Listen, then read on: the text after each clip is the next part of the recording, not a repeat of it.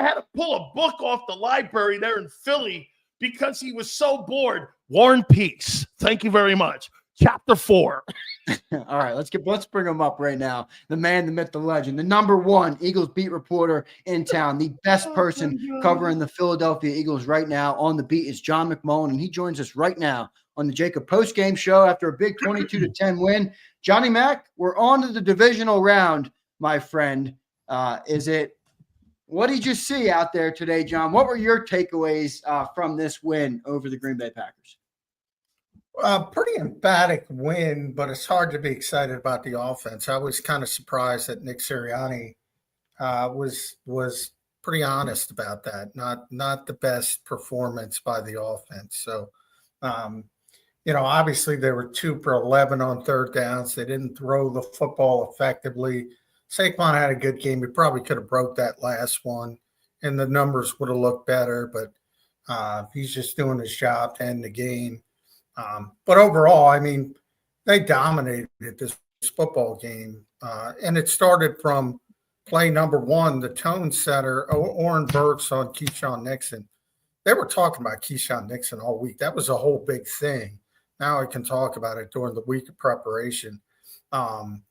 They made some changes on kickoff coverage. Nolan Smith was out there. They were talking about block destruction. They were talking about limiting his space. He had a big kickoff return against him in week 1, and they did it, man. They shut him down. And Oren Burks from play number 1 to get that big hit, the fumble. So that's positive. And the 3 interceptions, 4 turnovers total. Dominated the game again defensively. This defense is something else. No matter who's out there. They shut down Josh Jacobs except for that one run. Sort of like a Marshawn Lynch beastquake run. That was a hell of a run by Josh Jacobs, but they shut him down pretty much other than that one run. Zach Bond, magical season continues. He was phenomenal today, both in coverage, physicality, everything, all pro, deserving all pro. Yeah. And John, AJ, inner excellence, not War and Peace. Inner excellence. That's the name of the book. John, I said this to Zander. To me, by Jim Murphy. We'll get Jim Murphy from Love. He prints that book every game. Jim, checks in the mail. Come on, Jim. Hey, John. To me, I mean, that's not a Super Bowl performance by a team that considered to be a Super Bowl contender. But we'll see how it plays out for the rest of the playoffs. But you and I have been both saying this the entire back half of the season, second half of the season. You're going to have plays from the passing game if you're going to want to go on and truly win a Super Bowl. I mean, they lost 5 guys in that offensive huddle by the end of the football game, and Love did not play well. And I looked up, and I thought the game was 75-0. I look up, it's 10-0. They're still in the ball game, and as they get into the third quarter, it's still a one-possession game until they're able to take care of it and start stretching it out, which we both all said that it was going to happen. Their talent was going to take over. You dominated it, but then at the end of the day, you kept them in it for about 3.5 quarters. You're right, John. John, it should have been a knockout punch early, but it wasn't. Do you think they go into this week concerned about the passing game? Because once again, John, this thing has not been rectified. Pittsburgh was more of a one of than it was rectifying that game because that passing game was inept today.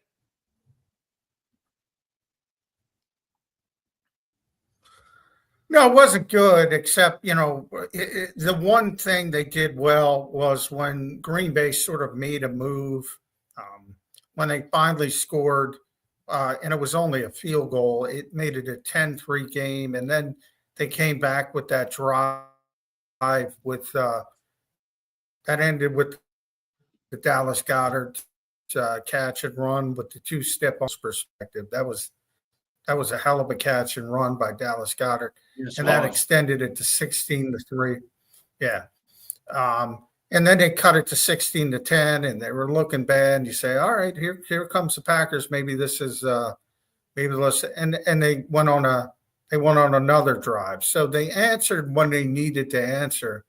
But I will say that yeah, it was pretty clear Nick was not happy with the offensive performance, and he said they're not taking off Monday. Now, we don't know if they're going to play Saturday or Sunday, so if they're playing Saturday, which they're probably not, then he's got to give the players a day off, but they're probably going to play Sunday. It's either going to be Tampa Bay, or if Washington wins tonight, they will play the winner of the Vikings and Rams. So 3 of the 4 teams they could potentially play, but we'll have a better indication tonight. So if Tampa Bay wins, they're going to play Tampa Bay. So they'll probably know if they're going to play on Saturday or Sunday tonight. But they were not happy with the passing game, no doubt about it, offensively. And look, they look good early in the game. Yeah. It was as they got into the guts of the game, then it became a problem. And I saw you got one super chat about, I saw, oh, the offense didn't look good. It's Nick Sirianni. That type. It's always, come on, guys. Kellen Moore's running the stinking offense. Good, bad, or indifferent. And yeah, the passing game isn't where it needs to be. Hasn't been where it needs to be all season, though. They keep winning games. We can keep talking about it. Is it going to end in the divisional round? Maybe. Is it going to end in the NFC Championship game? Maybe. Is it going to end in the Super Bowl? Maybe. But there's only 3 more hurdles to go. Maybe they can win the way they're playing. That's what Brady said. Brady made the point of that, John, that he said this. He's like, listen, the passing game needs to be a lot better, but hey, they got a formula right now that this has won them a ton of ball games. And as long as they're not turning, he thinks the key to this offense, John, is not so much the passing game. It's more so the turnover game. If they don't turn the ball over and they keep doing what they're doing, they're going to be a tough out because that roster is so talented. Yeah. John, analyze. I mean, you just kind of went. I mean, when they don't turn it. Sorry, you're on a little delay. Go ahead, John. I'll let you talk. Sorry, brother. Yeah, when they don't turn it over, I mean, they're going to win the game. And it's kind of, they should have won by much more today. You have a 4 turnover advantage, but bottom line is they take care of the football. Look, we can all talk about stats and all that kind of stuff. Jalen Hurts was not good tonight, but he had 111 passer rating or whatever because he didn't turn the football over. Depends what kind of statistics people want to look at.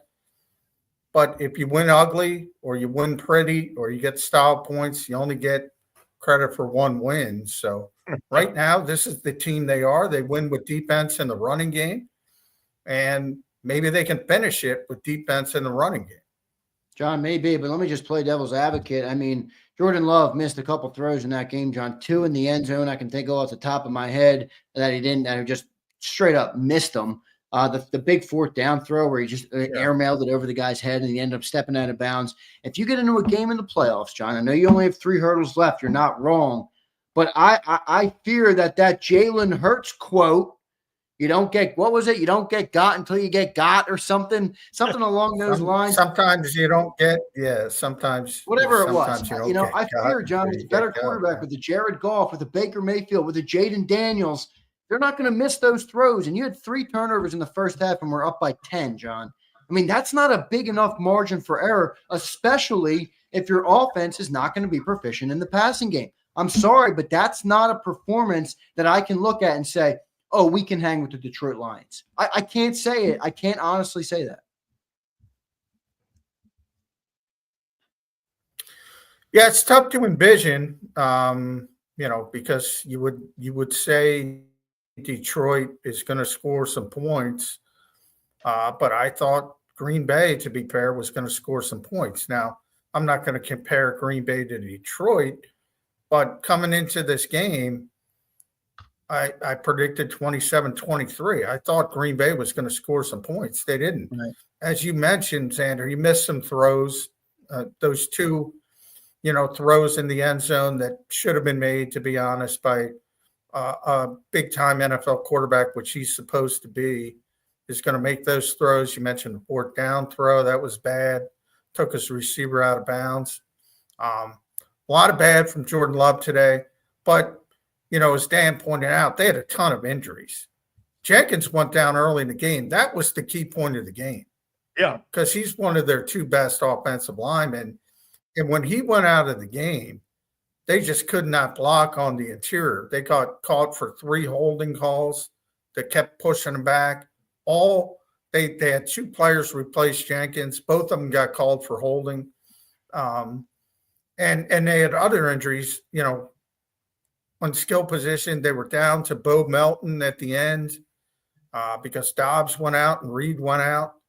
I mean, and they're deep at receiver, but when you're down to that point, so that's the war of attrition. And the Eagles, unfortunately, had some of it as well with Nakobe Dean, and that looks pretty serious. So I don't think we're going to see Nakobe Dean for the rest of the playoffs. But Green Bay really, really got hampered. Even poor Josh Myers got hurt with 3 minutes left in the season. Game was over, looked like a pretty significant injury, and he gets carted off. Green Bay had a lot of injuries, and that impacted them. But you got to give the Eagles defense credit, man. You really do. Absolutely. John, let me 3 interceptions. Yeah, I mean, you're right. I mean, that defense was absolutely insane how well they played there. There's no question about it. Moving forward here, though, I mean, Vic Fangio, the loss, I'm not a doctor and I don't want to play one. I don't know. I know people were saying that he walked out of the locker room. He had a cast on his knee, had a soft cast on his knee, and he also had crutches. So, John, the impact that if he's not in that middle of that lineup, Oren Burks was up and down in that ball game a little bit. There was a little bit more movement in the run game that you saw even without those guys. Even when the Packers lost their center, they started getting a little more movement in the middle of that line. How much do you think that impacts the run defense and even the pass defense? Because Aaron Jones catches the ball and attacks tight ends. And if you've got the Bucks, Bucky Irving gets the ball also in the passing game. How does that affect it? Yeah, I think pretty significantly. Nakobe's having a great season, and I think Oren Burks is a good third linebacker, but I think Oren Burks is a good third linebacker. I don't think you want him starting. And you saw some of those, you talked about Josh Jacobs did not get going running the football early at all. Was pretty poor in the first half. His longest run was 5 yards until that big. He had a 7-yard run. Then he had the big run that got him down to the half-yard line. But he kind of struggled early in the game. And then when Nakobe went out, it was more in the passing game. They'd run him on these little option routes, and he would have his way. And he's not, as you mentioned, he's not Bucky Irving in the passing game. He's not Aaron Jones in the passing game. So, yeah, I think that could be a pretty significant issue for the Eagles defense. But, you got to move forward. Oren Burks has made some plays. He set the tone tonight, as I said, on the opening kickoff. He's a physical player. He's a veteran player. He's played in big games. He played in the Super Bowl. When Dre Greenlaw got hurt, didn't play well, but he played in the Super Bowl. Could be worse than having him as your backup linebacker, but he's not Nakobe Dean. So that's kind of where that stands. Johnny Mac, coming into these playoffs, we listed about 5 teams, maybe even less, that we thought were legitimate Super Bowl contenders, and the Eagles were amongst those teams. Did the way they played today, did the quarterback performance today, did that change anything for you? Because, I watched the Bills today. We haven't obviously seen the other teams yet play in the NFC. The one game's on right now. I don't think we can keep up with the Lions or the Chiefs or some of these teams in the NFL if we don't get a better passing game. Am I wrong to think that? Has today's performance changed anything for you in regards to what you think this team can accomplish this season? No, I think they're one of the 4 or 5 teams that can win a Super Bowl, but do I think they're the favorite amongst the 4 or 5? No. But so nothing much has changed other than, I watching Baltimore play. If they play like they played against Pittsburgh, nobody's beaten Baltimore. But Yeah. I've already seen the Eagles shut down Baltimore. So if you look at it from that perspective, or at least shut them down to a point where they can win a football game. Detroit, I have said pretty consistently that, they're the best team in football. And if they bring their A game, they're probably going to win. So to me, they're still the favorites. Kansas City's got the cheat code. We all know that. If you give them the ball, Patrick Mahomes the ball with, time left on the clock and a chance to win the game, he's probably going to go win the game. So I wouldn't call them the favorite, but, I think there's some positives to this in that they didn't play well offensively. And I never got the feeling they were in any danger in this game. But didn't that have a lot sometimes to you do get with a the feel when Packers you're at the sucking, games, you're like, John? all right, here comes. Well, yeah, but who made them suck? I think that defense is a big part of making, like, they completely shut down Josh Jacobs, completely shut him down. And that's the whole basis, the whole foundation of the Packers offense, which, as you know, Zander, I disagree with. But that's it. That's how they built this offense. That's how they were playing. And he's had a phenomenal season. And they completely shut him down in the first half of this game, to the point, as I said, he was averaging 2.5 yards per carry. His longest carry in the first half was 5 yards. He's one of the best running backs in football. They completely shut him down. So, yeah, did the Packers play poorly? Yes. I think Matt LaFleur is not the golden boy he's projected to be by many. Yes. Did they play well? Yeah. No, obviously. Did they suffer a bunch of injuries? Yes. But the Eagles shut them down before all of that. Hey, John, let me throw this at you here. And Green Bay is the third best team in that NFC North, by the way. I mean, so going into this ball game here, we were both, and I think everybody as a collective threesome here, we were all like, the talent level for Philadelphia should win this ball game here. And I mean, like I said, that's the third best team in the North. And what Minnesota and Detroit has done this season with their year and all the wins that they have had. I got to tell you one more time here, John. Boy, I'll tell you, Vic Fangio, the thing that sticks out the most is his feel for the game that he has on situational play calling when it comes to blitzing, when it comes to bringing pressure, not bringing pressure, when it comes to fronts, when it comes to – you know why I thought that interception was so wide open? I told Zander this, and John, I think you know this already. The post-snap adjustments that those players have been instilled, I saw so much post-snap moving to the coverage that he had made to make it more difficult. Jordan Love didn't even see Zach Bond sitting in the middle there. He was wide open. Brady goes, that's a post-snap movement that the coordinator has instilled in that. Do you realize the communication you have to have across the board in the secondary to make a play like that? John, I tell you, he's been exceptional this year. I knew Vic Fangio's reputation, but I hadn't seen it. And boy, I'll tell you, he's everything people have said. I can't believe how good he is. And he doesn't have a Super Bowl win yet. And he may get it this year as a coordinator because he's been impressive all year long. Yeah, I've been talking about it all year. The communication on the back seven is what really stands out, especially with the younger players. Quinyon Mitchell-Bonnie gets his first pick, so congratulations to Quinyon at the end of the game. Cooper DeJean. One guy I should have mentioned earlier in the show was Nolan Smith. What a game Nolan Smith had. And they gave him more on his plate because I mentioned on the pregame show, I mentioned it was a big, and Nick finally talked about it because the game is over. It was a big point of emphasis to stop Keyshawn Nixon and kickoff coverage to the point where they put Nolan Smith on kickoff coverage because he's one of the best block disruptors. They call it block destruction players on the team. and they wanted to make sure they limited the space of Keyshawn Nixon to work. So he did that. He was great setting the edge. And, they were chipping, if you noticed, they were chipping Josh Sweat. So they were daring Nolan Smith to beat him. And he did.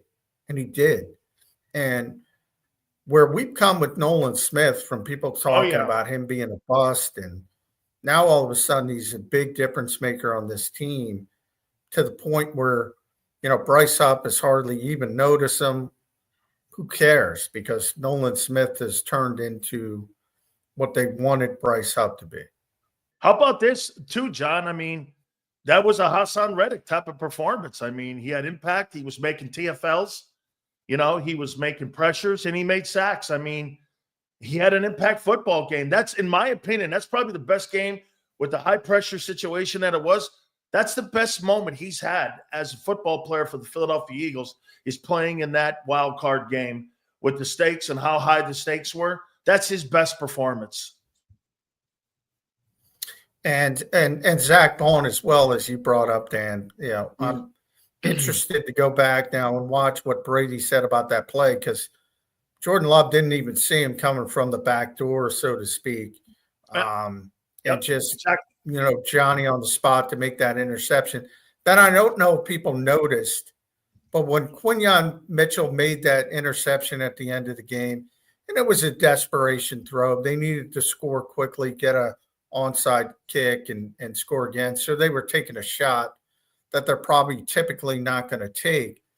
But I don't know if people noticed, the guy carrying the receiver all the way down the field into the end zone was Zach Bond, along with the double team of Quinyon Mitchell.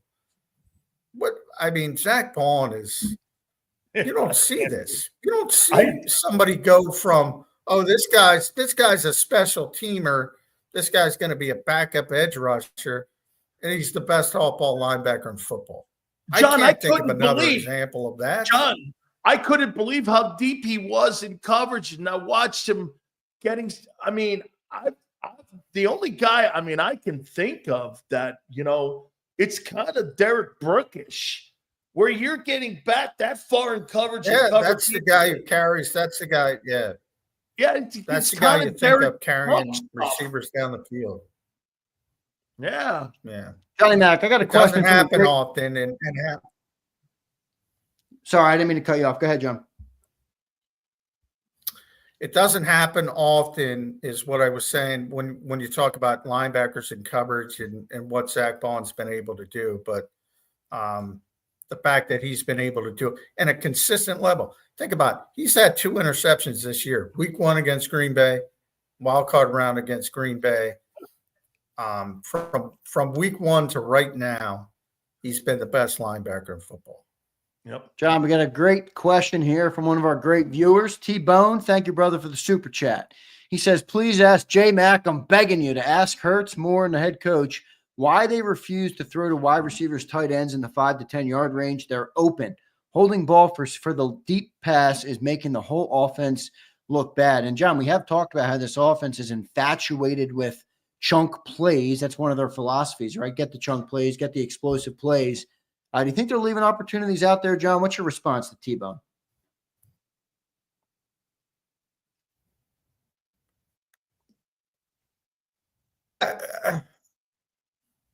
Well,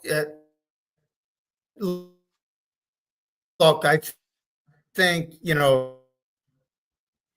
you go back to week 5, which is, they've gotten a little bit too cautious when it comes to ball security. And it's always a tightrope because, you want to take shots, but you want to protect the football. And as I said, they protected the football today, didn't turn it over. Green Bay turned it over 4 times, so you're going to win that type of game. So, again, when we talk about, yes, they need to I talk about it all the time. He needs to get the football out of his hands quicker. He needs to trust what he sees more often. Or maybe the better way I should phrase it is you want that to happen.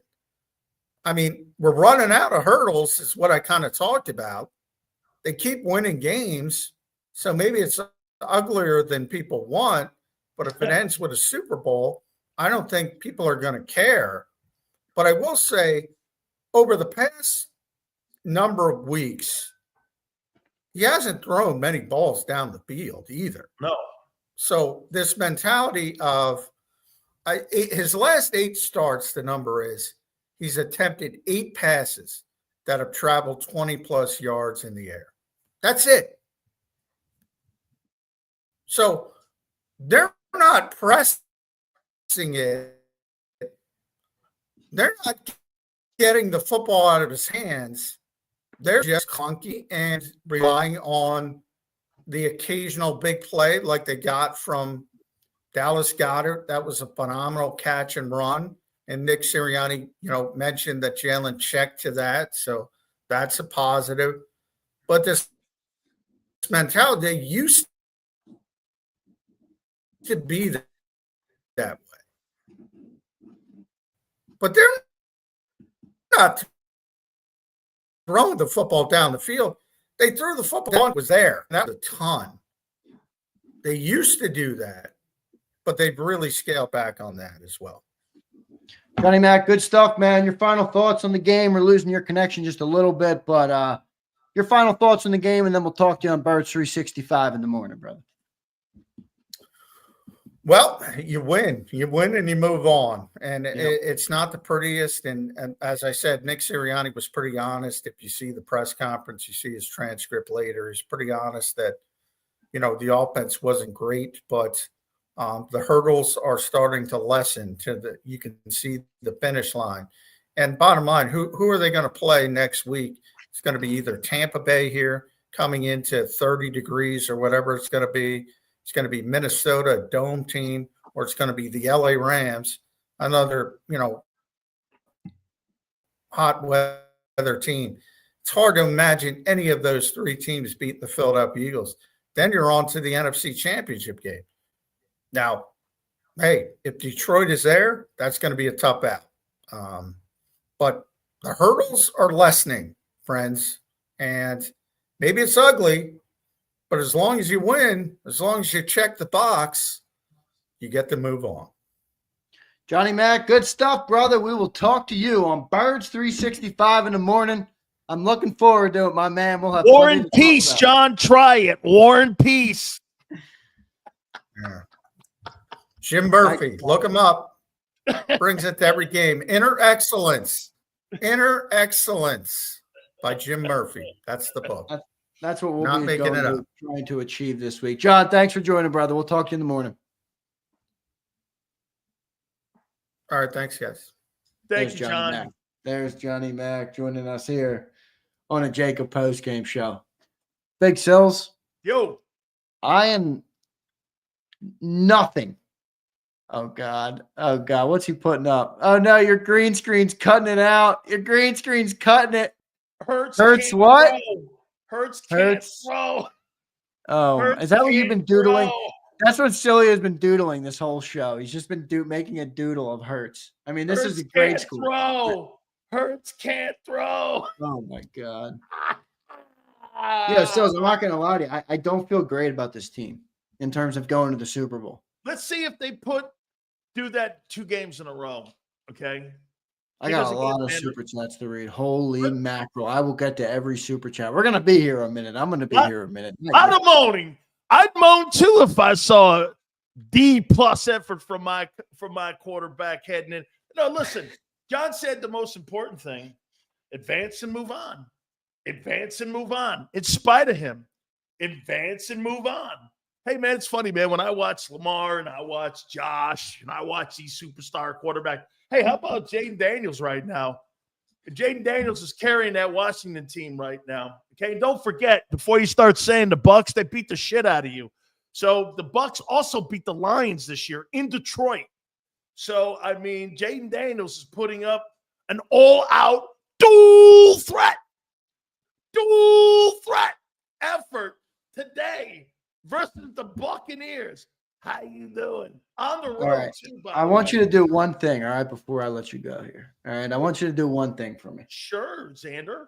I want you to do your very best to turn off Big Sills, the instigator, the heel, the troll, whatever word you want to call it, just for a second. All right, turn it off and give me your final thoughts on this game. Look, you do get a playoff win. Playoff wins are hard to come by, right? You did get the win today. Your final thoughts, Big Sills, on this team, their potential here in the next couple of weeks, and moving on today. If I was the coach of the Eagles and I walked into the locker room, I'd say this: hey, men, we got away with it. Okay. We didn't play our A+ effort.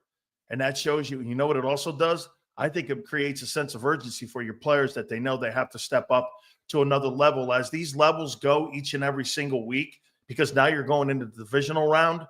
You're going against hotter teams. Nobody on the planet ever thought Green Bay was a Super Bowl contending team. Nobody thought that.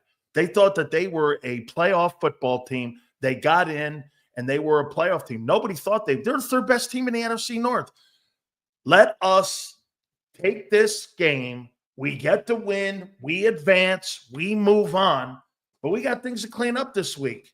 Depending on who our – hey, by the way, you know what I would also say? I don't give a fuck who our opponent is. Yeah, I don't give a shit who it is. Our opponent is us. That's what – you know what? I saw somebody make a post in here, which was right.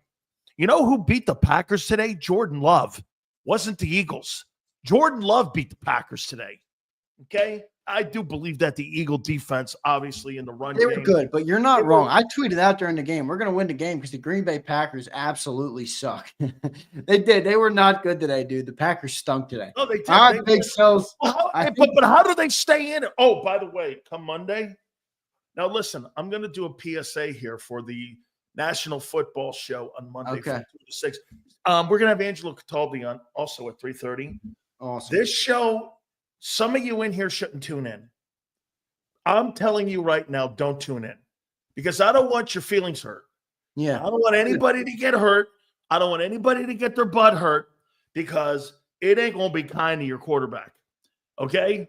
Now, you win and move on. Other than that, I think there were a lot of positives. But hey, some of you might want to sit 2 to 6 out because I'm just giving you a PSA. I rarely tell people don't tune in, but I'm telling you and imploring you, don't do it because some of you are going to be a little bit hurt come Monday. I don't think there's any better promotion for a Big Sill show than to say, whatever you do from 2 to 6 tomorrow, do not let it be watching the Big Sill show because you will leave upset. All right, Big Sills. Great stuff as always, man. We appreciate you today on the post-game show. Look, we're moving on, my brother. I'll talk to you in the morning. 2 to 6 tomorrow, man. Everybody's going to be jacked up for the show. We appreciate it, brother. We'll see you at 3:30. Actually, we're going to see Zander at 5:30 or 5 o'clock, top of the 5 o'clock hour, because we'll get Gary and we'll have Angela. We'll have a packed show, and we're going to be working on Bruce Arians. If it is the Bucs, and if it's not the Bucs, we'll get Joe Theismann on next week to talk Commanders and Eagles. So thank you guys so much. Hit that like button. Zander, I'll see you tomorrow, my friend. Big Sills, great stuff, man. See you tomorrow. There's Big Sills here on the JAKIB postgame show after a big playoff win. Everybody, I want to thank everybody for being here. I got a lot of super chats to get to. All right, don't worry, I didn't leave you out. I see somebody's already crying. Look at this guy. Of course, I didn't respond to my comment. Evan, grow up a little bit, my guy. Come on, you sound like a little wimp. All right. I mean, holy moly. I got 80 super chats here I got to read. And this guy's crying. Come on, Evan. Cheer up, right? Your team just won a playoff game, Evan. Let's read Evan's comment before he cries up a storm.